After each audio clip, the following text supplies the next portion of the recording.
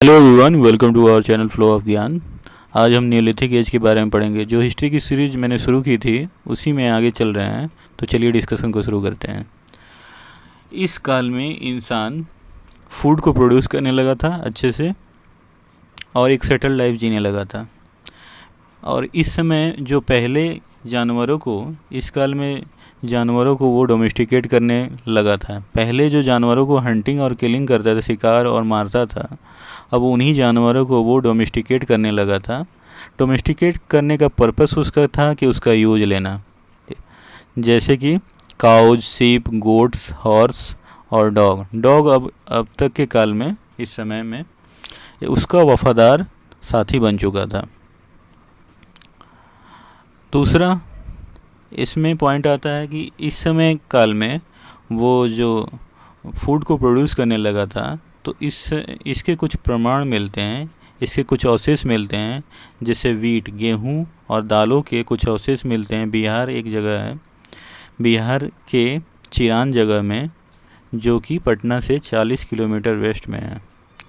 दूसरा हॉर्स ग्राम काले चने का प्रमाण कर्नाटक के तेकलाकोडा में मिलते हैं। साइट्स कश्मीर, नॉर्दर्न साइट्स, इसके न्योलिथिक एज के साइट्स कहाँ कहाँ पाए जाते हैं? Kashmir, northern Vindhyachal, middle Ganga valley and east, north east and south India. Farming और हर्डिंग के जो प्रमाण हैं basic, specially north western and north eastern part of India में मिलते हैं। इस समय काल में मानव एक साथ रहने लगा था, मतलब ग्रुपिंग में रहने लगा था, और घर भी जो बन रहे थे वो एक साथ बन रहे थे, मतलब विलेज कॉन्सेप्ट आ चुका था। और ये जो लोग घर बनाते थे वो नदी सोर्सेज के पास ही बनाते थे। ऐसा इसलिए करते थे कि उनको पानी लेने में आसानी होती थी और पानी के बहाव करने में भी आसानी होती थी। ड्रेनेज सिस्टम बहुत ही अच्छा इस समय काल में बना हुआ मिलता है। Neolithic age, clearing of forest to lead a settle life. इस समय काल में जो फॉरेस्ट थे उनको क्लियर करने के भी प्रमाण मिलते हैं।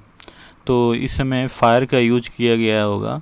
फायर का यूज करके ये जंगलों को हटाए होंगे, वहाँ बसावट बनाने के लिए, अपनी बसावट बनाने के लिए, मतलब एक विलेज बनाने के लिए।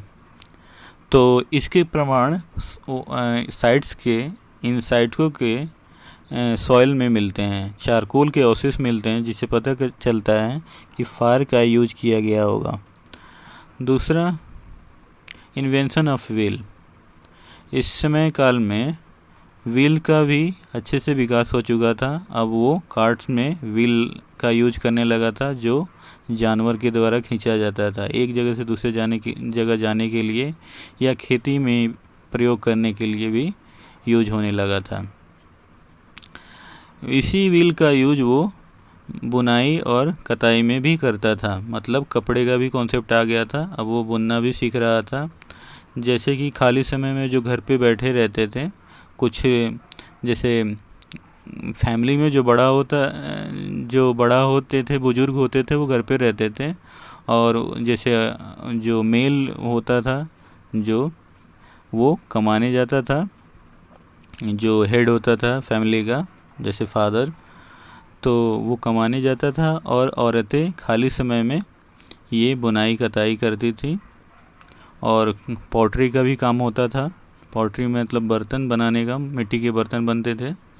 इस समय जो टूल यूज किए गए हैं वो पॉलिशदार थे और अच्छे थे, इम्प्रूव्ड थे पहले के समय काल से, क्योंकि इस समय एक सेल्ट स्टोन का पता कर लिया गया था जो पॉलिशदार था। इसी का इस्तेमाल उसने टूल बनाने में किया। कुल्हाड़ी का भी इस समय के काल में यूज होता था, जो कि वुडन हैंडल के साथ था, लकड़ी के हैंडल से बना था। सिकल्स का भी यूज होने लगा था। सिकल्स, हंसिया, एरोज भी यूज होते थे, तीर यूज होते थे। तीर किसके बने होते थे? फ्लेंट के बने होते थे। तो इस तरह सिकल्स के जो प्रमाण मिले हैं, इससे ये पता चलता है कि उसमें फसलों की कटाई समय सिकल्स का यूज होता था। न्योलिथिक साइट्स के जो इम्पोर्टेंट नियोलिथिक साइट्स हैं वो इस प्रकार हैं। मेहरगढ़ बलूचिस्तान इन पाकिस्तान में, बुरजहोम श्रीनगर से 20 किलोमीटर दूर कश्मीर में है, चिरांद इन बिहार 40 किलोमीटर पटना से वेस्ट में है, सारूतारू इन आसाम, कुचाई इन ओडिशा, नागार्जुन कोंडा आंध्र प्रदेश, मस्की ब्रह्मगिरी, हालूर, कोडेकल, टी नरसीपुर एंड तेकलाकोडा इन कर्नाटका। तो ये हैं Neolithic sites, important Neolithic sites हैं। तो आज के लिए बस इतना ही। आशा करता हूँ ये वीडियो अच्छा लगा होगा। अगर अच्छा लगा हो तो लाइक करें, शेयर करें, कमेंट करें और सब्सक्राइब करें। धन्यवाद।